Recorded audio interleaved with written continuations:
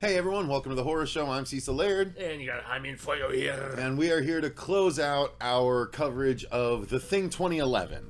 We just finished doing our commentary, which was a Patreon requested commentary from SK, longtime fan of the show, and now we got to do the review of it since we finished the commentary. So if you guys really want to know how we were feeling along the way, that commentary is available, so this will be a shorter review, but overall thoughts were, upon rewatch, this is the third time I've seen this movie now, I still really like it. And while, yes, there are maybe 5 minutes total of the movie where the CG is questionable, I still think the rest of the movie is awesome and absolutely worth having in the Thing franchise.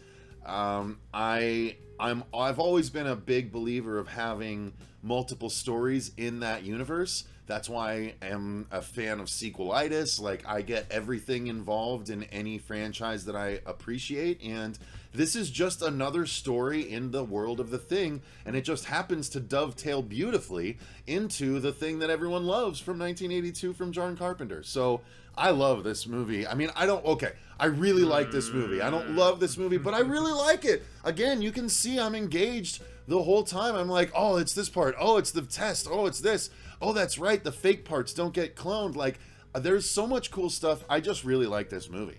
Yeah. I am nowhere near as harsh on this movie now as I was previously. This was only my second time viewing it, and I was on the hate train, man, after watching this initially in theaters, paying money, seeing just the drastic difference in the approach as far as, now there is some very cool practical bits here and there, but especially as they ramp it up and you see more movement and fluidity and stuff, you know, from the creature in the third act, that was what I especially had an issue with. And yes, I can see all of the inspiration they drew from Aliens, and so that was something that, while I thought it was a cute homage, I still felt like they were just kind of ripping things a little bit. But after reading these comics with you, man, that is what really has changed my tune drastically on this film, is the fact that it is just another tale within the universe that, if this thing crash landed thousands of years ago, there's still, honestly, a lot of tales left to be told. So very many. This is like on the level of Aliens and Xenomorphs and Predators and so many of these other iconic, you know, otherworldly properties that, I mean, hell, you know, there is so much that they still could potentially do.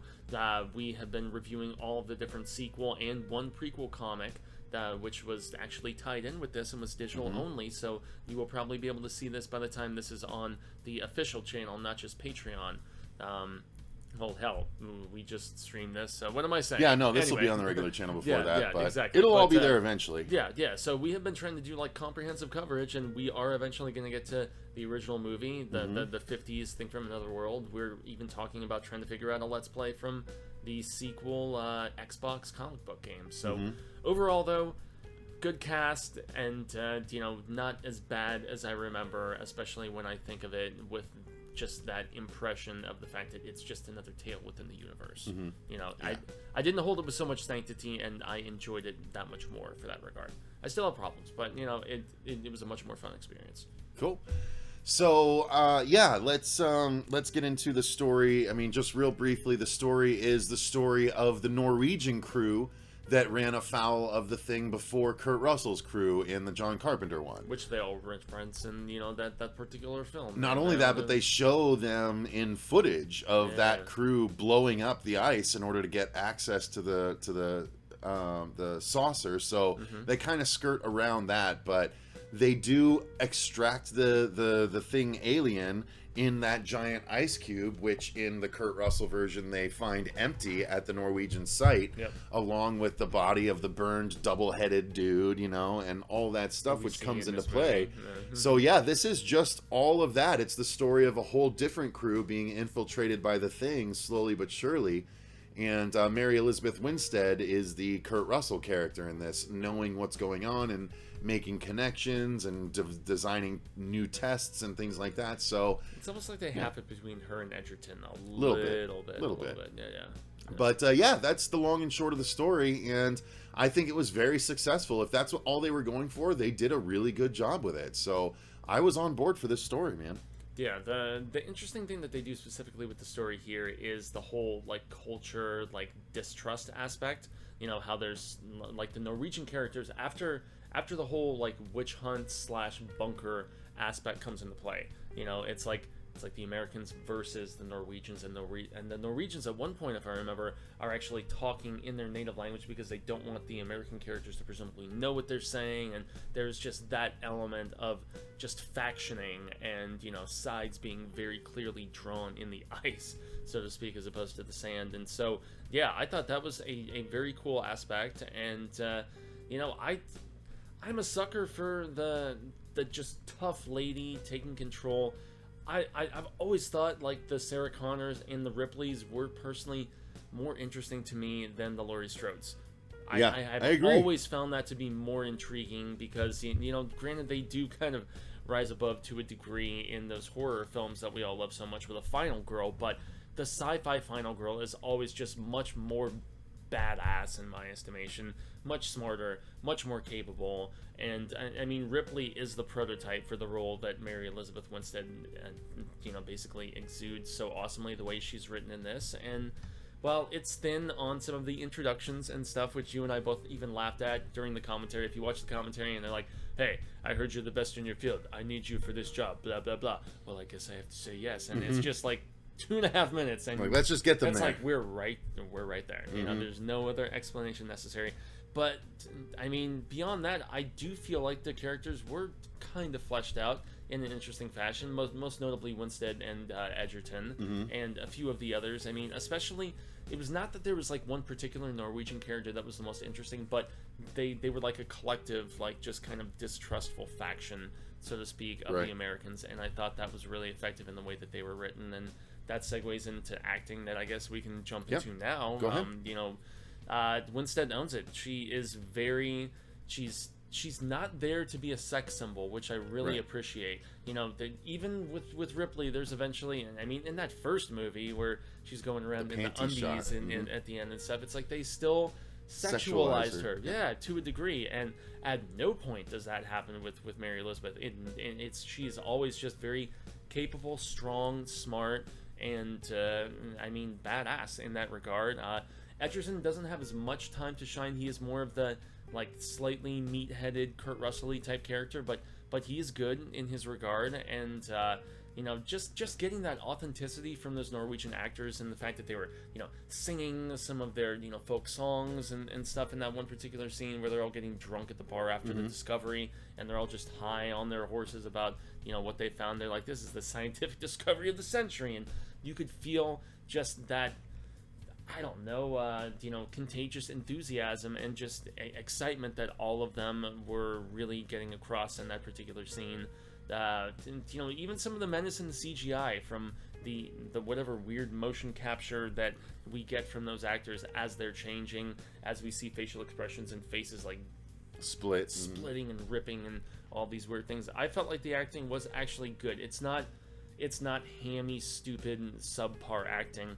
This is stuff that was, in a lot of ways, on the level of the original Carpenter film, in my estimation. I agree. Yeah. So yeah, the acting was again, the acting in the original was a little bit better because you had better fleshed out characters, whereas they were all sort of meat sacks in this one. You had the doctor, or you had the doctor, you had Blair, you had McCready, you had Childs, you had Specs, right? The dude with the glasses that kept messing things up. So like there was a lot of people that were good characters to follow. This one, it's just kind of, they're all pretty generic analogs of that other camp. Indeed. But nonetheless, it was still fun to watch. Everyone acted their butts off. I don't think anyone really brought me out of it acting wise by any stretch. So let's get into that all too controversial bit, the effects for this movie. Now, let me say up front that yes, there were times where the CG is very apparent, but I'm going to reiterate that out of this hour and 40-something minute movie, there was probably only 5 minutes worth of bad CGI in this movie. Now, granted, there is only about 11 to 12 minutes of CGI in the entire film, and so for that regard, I mean, about half of it is passable. Half of it is passable, not great. The other half is great. and then all of the practical is awesome. And that's what I have to contend, is the fact that there was more practical in this than I remembered. From when I initially watched it, there was way more, especially the autopsy scene in this is very well put together, where you crack this thing open and you see like the half-formed mimicry of a human that it was working on in this like embryonic kind of like sac almost around it. It's disgusting, and yet very realistic looking and very effective in the creep factor. So there was more to this, and like I had the rose-colored glasses on with my recollections of this. I was being very selective with my just prejudices, I guess, and I kind of stand corrected to a degree. This movie had much more of a practical factor going. Now that doesn't mean I won't forever wonder if the Harbinger down people and all of the practical that was just discarded, how much different of a film that could have potentially been.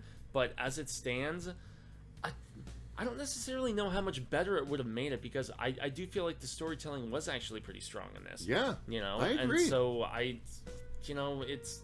That little bit of CG mess up should not have tanked this movie as much as it seems to have in people's minds. I think, unfortunately, a lot of horror fans like myself, they harbor Harbinger down. Sorry, it's not that close of a connotation, but they harbor this sort of just negative thinking and bias ahead of time before seeing this. I didn't go into this movie with a bias. I walked out of it with it, and I think people like me, unfortunately, that walked out of it and talked smack about it, they talked smack to the other people who didn't see it, or the younger generations who went and just knew the iconic nature of the thing, the Carpenter version, and so they jumped on that hate train. And that sort of feeling is probably a lot easier to just accept and champion, probably. So yeah, it's not as bad as you guys remember it. It's really not, and there's more prevalent practical than you may recall.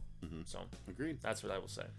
So yeah, guys, I mean, I think that pretty well, the sound design is really cool. We actually mentioned a few times in this, the sound design was really good in this one, and using the throwback to the original score. I've listened to this score in the most recent weeks while doing writing, and it's fantastic. When I was reading all of those Thing comics, I was alternating between the 82 and the 2011 scores, and it was so fun. Even before we started this retro coverage, there was a few times when you were playing this score for me. Like, I mean, me and him have been doing the show since he graciously asked me to jump on during the second season, and that's like 4 or 5 years now at this point.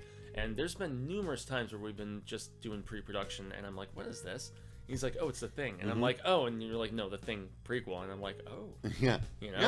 And I'm just taken aback. And it holds up very, very well. It builds an ominous kind of, impending nastiness that's very effective. It makes me, I need to go in and purchase a Blu-ray, because I'm sitting over there with a copy. And I have a DVD copy of it. They both have the same special features. There's no additional on the Blue. Well, I have the regular Thing on DVD, so maybe I'll just get that. Yeah. But I need to pick that up. But I think that's going to do it, you guys, for our review of the 2011 Thing. Again, as of right now, we have both a review and a commentary for this movie, the original John Carpenter movie. We have released 2 of our 5 Thing comic book reviews. We are going to be doing a Let's Play of the Thing video game, and then we will also do a review, possibly a commentary on the original Thing from Another World from the 50s, and then Fuego, at least, if not both of us, will read the original short story and cover that as well. And then we've done everything Thing. Yep, we have done all the things. All the things. Yes, all the things. So thank you guys very much for watching. Until next time, I've been Cecil Laird. Gracias, Jaime, and Fuego. And remember, stay scared.